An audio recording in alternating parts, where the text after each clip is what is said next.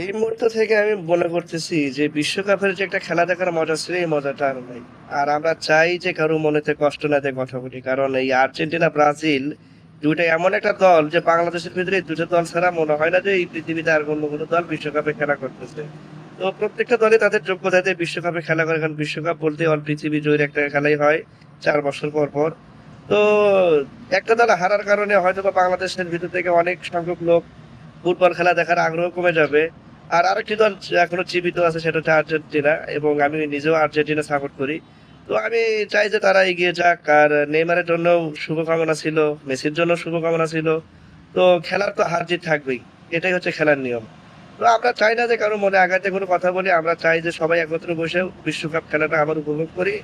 তো সবার কাছে এটাই, এবং আর্জেন্টিনার জন্য শুভকামনা যে তোমরা ভালো করে খেলো এবং সবার মনটাকে ভালো রাখার চেষ্টা করো। আর ব্রাজিলদের জন্য শুভকামনা, যারা যে দলটা সাপোর্ট করে তারা হারুক আর জিতুক, তারা সেই দলটাই সাপোর্ট করে। আমার কথাটা আপনাদের কাছে ভালো লাগবে কিনা জানি না। তো আমি কখনো এভাবে ভিডিও দিইও না। তো ব্যক্তিগতভাবে মনে হলো এই জন্য আপনাদের জন্য দিলাম। ভালো থাকবেন সবাই। আল্লাহ হাফেজ।